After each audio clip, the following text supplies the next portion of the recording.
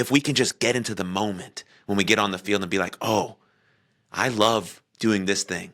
That's awesome. And if we can have that vibe, oh man, as an entrepreneur, because shit is going to hit the fan. People are going to tell you no 1,000 times. You're not going to get anyone to listen or to watch or to buy or whatever the case. I mean, I see it in the podcasting space all the time. Everyone's like, I'm going to start a podcast. I'm going to be the next Joe Rogan. And they quit after 10 episodes. Who he's been doing it a long time. Like, who knows how many no's he's gotten, right?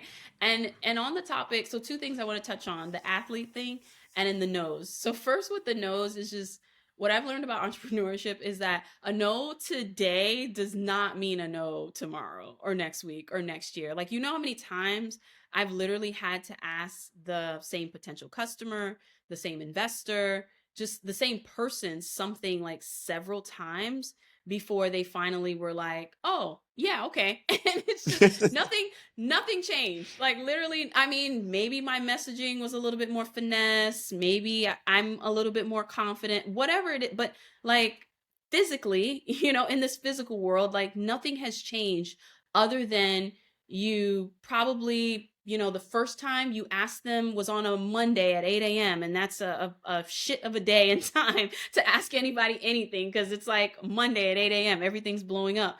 And the 15th time you asked, it was Friday at 2 o'clock.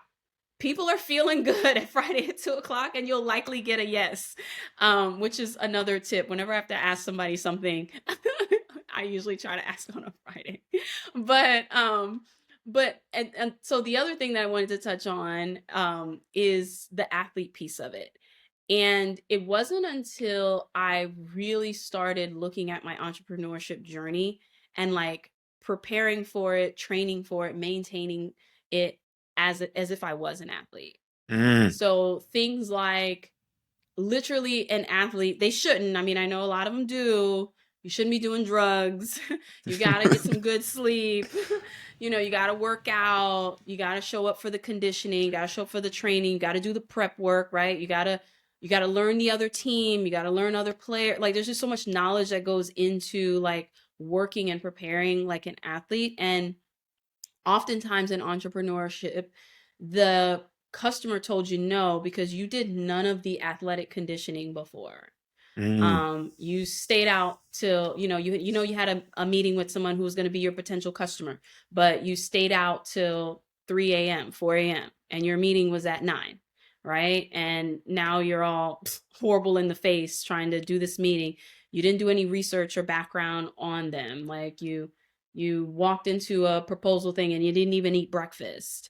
So it's just like all these things. You didn't prepare your presentation like beforehand. You didn't have anything digital or visual to show. So it's just, once you start really like looking at your body and your mind as something like you got to condition to do the work, and treat yourself like an athlete, have a routine, have a schedule, have something that, you stick to.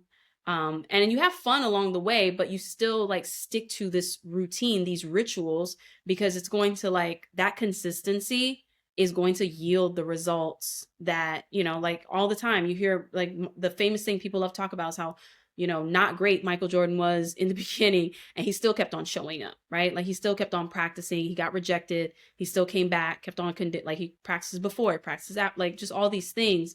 You have to really look at entrepreneurship in the same light. Thank you very much for tuning in to that clip. If you enjoyed it, then you'll love the full-length episode right here. Right here. Click it. Go ahead.